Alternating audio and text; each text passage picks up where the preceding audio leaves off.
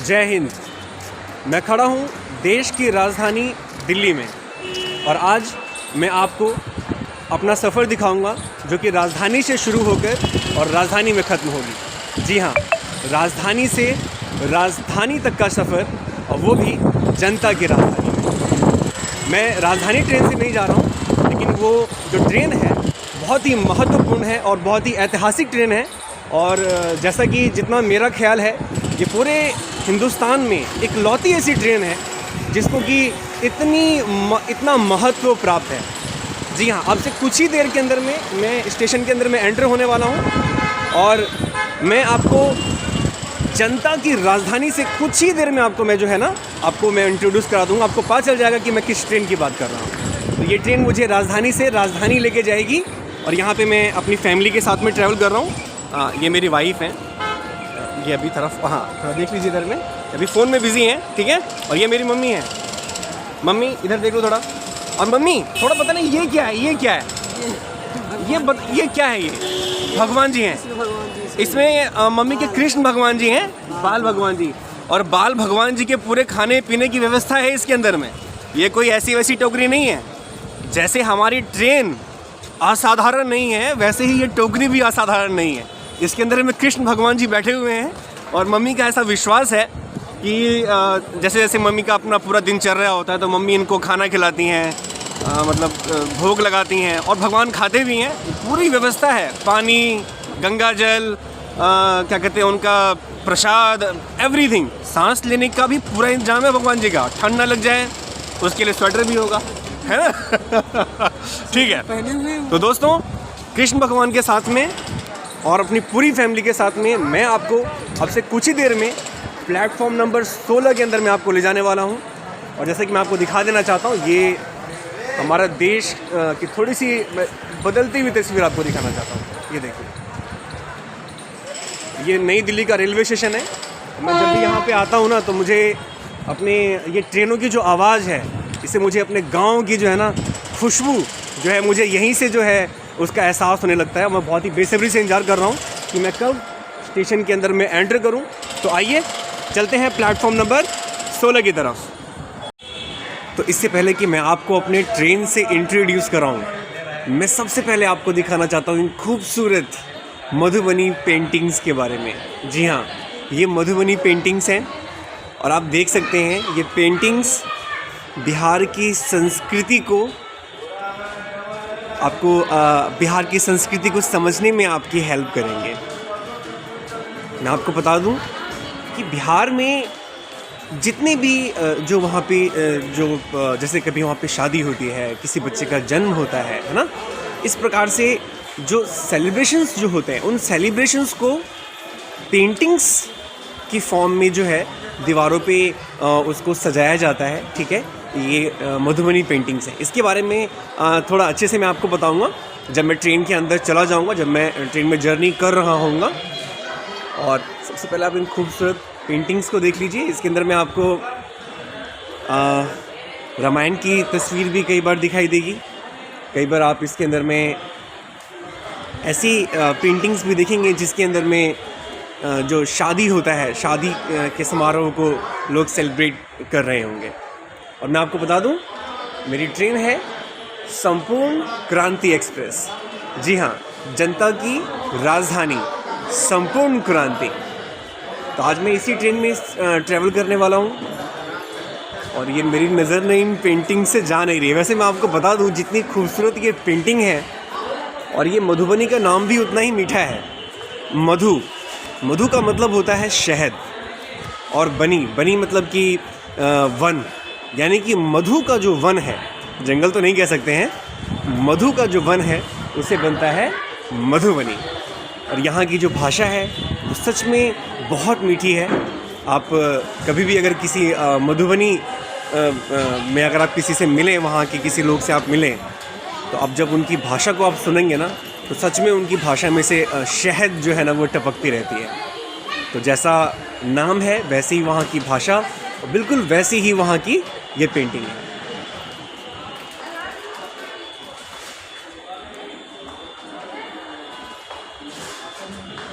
तो सर अभी आप हमें मधुबनी पेंटिंग्स के बारे में बता रहे थे। हाँ जी सर। जब हमारी संस्कृति शुरुआत हुई थी, जी जी।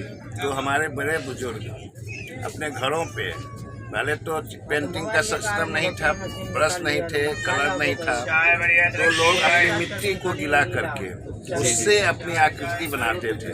मिट्टी मतलब मिट्टी को गीला क्ले, करके, क्ले, जिसको इंग्लिश में क्ले बोलते हैं। क्ले, हाँ जी हाँ जी हाँ जी। उससे अपनी दीवारों पे चित्र बनाते थे, जैसे शादियों का चित्र हुआ, जी जी। बच्चे जन्म लेते थे तो सोहर गाते हुए औरतों का चित्र बनता था। सोहर गाना मतलब कि बच्चों के जन्म लेने पे जो गाना गाते हैं, खुशी मनाते हैं, उसमें औरतें जो गाती हैं, जी जी, उसका चित्र बनाते थे। जी जी। और उसको दीवार पे चित्रांकन करते थे, जिससे अच्छा। लोग समझते थे कि ये चीज है, हो रहा है, जी। व्हाट हैपनिंग, उस चीज को आकलन करते थे दीवारों पे।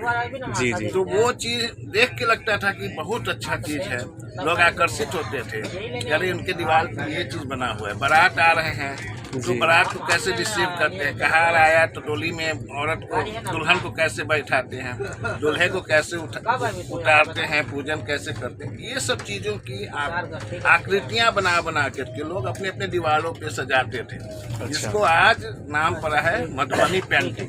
जी जी जी। आज कहीं भी बिहार के स्टेशन पर चले जाइए, वही चीज मिलता है। सर बिहार में ही नहीं, और ये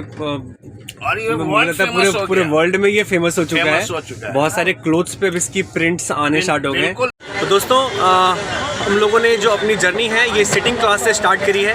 थोड़ी ही देर बाद मैं आपको सारे क्लास के अंदर में ले जाऊंगा। तो सबसे पहले जान लेते हैं कि इस ट्रेन का नाम इतना महत्वपूर्ण क्यों है। तो ये ट्रेन जो है ना, ये एक तरीके से हम कह सकते हैं कि समर्पित है हमारे देश के उस आंदोलन को, हमारे देश की उस क्रांति को जो बिहार के गांधी मैदान से स्टार्ट हुई थी। जी हाँ, संपूर्ण क्रांति, एक ऐसी क्रांति जिसमें 7 क्रांतियों का समावेश था। 7 क्रांति मैं कह सकता हूँ कि जिसमें राजनीतिक क्रांति थी, बौद्धिक क्रांति थी, शैक्षणिक क्रांति थी, आर्थिक क्रांति, सांस्कृतिक क्रांति, आध्यात्मिक क्रांति, कुल 7 क्रांतियों का जो ये जो समूह जो है ना, इसको संपूर्ण क्रांति कहा गया। उसी क्रांति को समर्पित ये ट्रेन हमेशा हमें उस क्रांति की याद दिलाती है। आज भी बिहार में जो स्टूडेंट्स हैं, जितने भी हमारे स्टूडेंट्स हैं, वो बहुत ही एक्टिव रहते हैं। तो ये आज से नहीं है, ये बहुत पहले से है। क्रांति करने में कभी पीछे नहीं हटे, ना हटे थे, ना हटे हैं और ना हटेंगे कभी। तो संपूर्ण क्रांति की कहानी कुछ इस तरीके से स्टार्ट होती है कि ये क्रांति ने देश में 30 सालों से राज कर रही सत्ता को एकदम से उखाड़ के फेंक दिया था। जी हाँ, मैं बात कर रहा हूँ कांग्रेस की सरकार, जो कि 1947 से 1977 तक चली। और इमरजेंसी के बाद में आपको पता है कि इंदिरा गांधी की सरकार जो है ना, वो हार गई थी, बहुत ही बुरी तरीके से हारी थी। और वो जो हार थी वो इसी क्रांति का परिणाम था। तो ये क्रांति, ये जो ट्रेन है, इसका जो नाम है, ये बिल्कुल भी साधारण नहीं है, ये बिल्कुल भी साधारण नहीं है, बिल्कुल ही असाधारण नाम है, संपूर्ण क्रांति। और हाँ, ये भारत की पहली ऐसी ट्रेन है जो 130 मतलब कि पहली ऐसी एक्सप्रेस ट्रेन है जिसमें कि नॉन एसी डब्बे भी हैं, जिसमें सिटिंग क्लास भी है, स्लीपर क्लास भी है, थर्ड एसी भी है। और उसके बाद 130 किलोमीटर प्रति घंटे की रफ्तार से ये रन करती है। जी हाँ, इसीलिए इसको जनता की राजधानी भी कहते हैं। तो जैसे कि मैंने आपको पहले कहा था कि मैं ट्रैवल करने वाला हूँ जनता की राजधानी में, ठीक है। तो ये पूरे भारत में इकलौती ऐसी ट्रेन है जिसको जनता की राजधानी कहा जाता है, इसकी स्पीड को लेके, क्योंकि ये ट्रेन जो है ये राजधानी जैसे ट्रेनों को पछाड़ देती है, ठीक है। तो इसके बाद हम बात करेंगे संपूर्ण क्रांति आंदोलन की, जिसको कि जयप्रकाश नारायण जी ने स्टार्ट किया था। और थोड़ी देर बाद में हम इसकी चर्चा करें।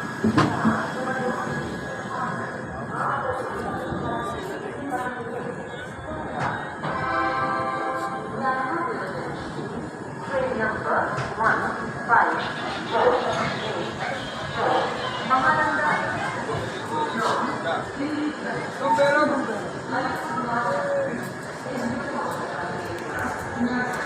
दोस्तों सिटिंग क्लास से अब हम आ गए हैं स्लीपर क्लास में, जी हाँ S2। लेकिन क्योंकि रात का वक्त है, लोग यहाँ पे सो रहे हैं और हम पहुँच गए हैं कानपुर।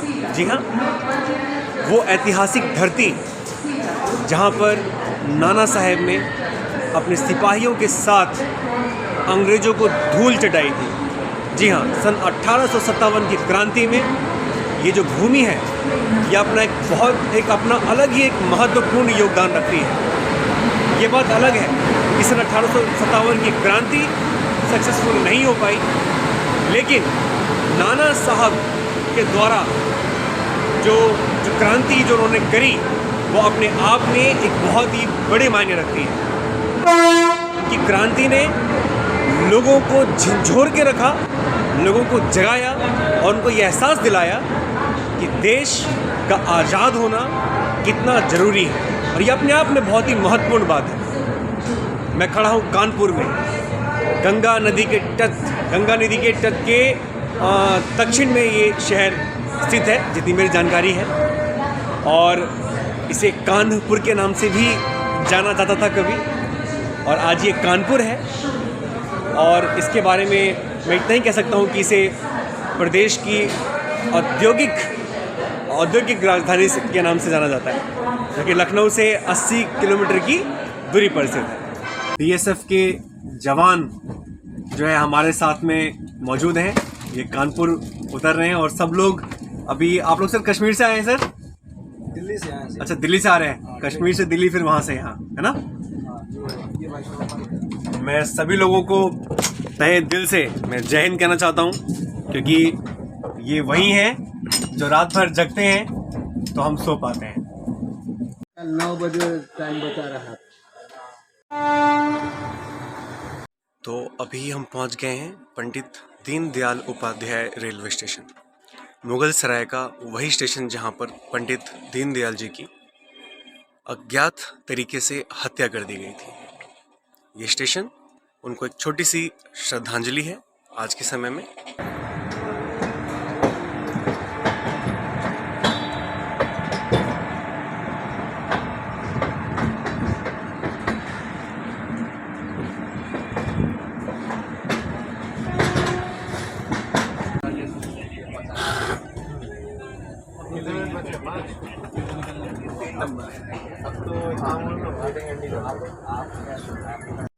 जात पात तोड़ दो, तिलक दहेज छोड़ दो, समाज के प्रवाह को एक नई दिशा में मोड़ दो। कुछ इन्हीं पंक्तियों के साथ पटना का गांधी मैदान गूंज रहा था। जी हाँ, सन 70 के दशक की बात है, जब महंगाई, बेरोजगारी से परेशान भारत में लोग सड़कों पे उतरे हुए थे। नव निर्माण आंदोलन सन 1974 में, गुजरात के नव निर्माण आंदोलन के बाद अब बारी बिहार की थी। बिहार में लोग सड़कों पे थे, परंतु बिना किसी मार्गदर्शन के आंदोलन बढ़ता जा रहा था। और उसी वक्त दूसरी तरफ देखें तो जयप्रकाश नारायण, जी हाँ जयप्रकाश नारायण, जिनकी तबीयत काफ़ी ख़राब हो गई थी, क्योंकि उन्होंने हमारे देश के बहुत, मैं कहूँ कि महत्वपूर्ण 3 आंदोलनों में बिल्कुल सक्रिय रूप से उन्होंने भाग लिया था, जैसे कि सविनय अवज्ञा आंदोलन, भारत छोड़ो आंदोलन और भूदान। अब बारी थी बिहार की। वैसे तो जयप्रकाश नारायण जी, क्योंकि उनकी एज बहुत ज़्यादा हो गई थी और उनकी तबीयत काफ़ी ख़राब थी, उन्होंने राजनीति से संन्यास ले लिया था। लेकिन क्योंकि देशभक्त कहते हैं ना कि कभी ऑफ ड्यूटी नहीं होते, तो ये हम आज हम लोग ये बात सुनते हैं। लेकिन सन 1970 के टाइम में, 1974 में जयप्रकाश नारायण जी ने ये प्रूव कर दिया था कि उम्र जो है ना वो कभी भी छोटी नहीं होती और इंसान को कमज़ोर नहीं बनाती। खराब तबीयत के बाद भी उन्होंने बिहार के छात्रों का मार्गदर्शन किया, और मार्गदर्शन ऐसा कि क्रांति इतनी फैली कि तथाकथित निरंकुश हो चुकी कांग्रेस सरकार को अपनी सत्ता से हाथ धोना पड़ा। जी हाँ, सन 1947 के बाद 1977 में कांग्रेस जो है अपनी सत्ता से हाथ धो देती है। और क्योंकि पटना के गांधी मैदान में ये जो आंदोलन जो स्टार्ट हुआ था, इस आंदोलन को उन्होंने संपूर्ण क्रांति का नाम दिया था, जिसमें कि 7 क्रांतियाँ मिली हुई। जैसा कि मैंने आपको पहले बताया कि जो हम ट्रेन में चल रहे हैं इसका नाम साधारण नहीं है, ये नाम बिल्कुल असाधारण है। जी हाँ, तो संपूर्ण क्रांति ये ट्रेन नहीं है, ये क्रांति की एक महक है। तो जब भी हम इसमें ट्रैवल करते हैं तो हमें जयप्रकाश नारायण जी द्वारा चलाई गई उस क्रांति की याद आती है। और पूरे जितने भी लोग हैं, मतलब ऐसा लगता है कि हाँ, जब भी सरकार निरंकुश हो जाती है, मतलब जब उसे लगता है कि हाँ मुझ जैसा कोई नहीं है और मैं जो चाहूँगा वो करूँगा, तो ऐसी क्रांतियों को याद कर लेना चाहिए। तो बिहार हमेशा से क्रांतियों के लिए जाना जाता रहा है। और जैसा कि मैंने आपको पहले ही बताया था कि ये जनता की राजधानी है। आज तो वैसे ये इतनी अच्छी स्पीड में चल नहीं रही है क्योंकि बाहर में फॉग बहुत ज़्यादा है, लेकिन हिंदुस्तान की इकलौती ऐसी ट्रेन जो 130 की स्पीड पे चलती है। और इसके अंदर में जैसे मैंने आपको बताया AC, स्लीपर एंड सिटिंग, तीनों प्रकार के डब्बे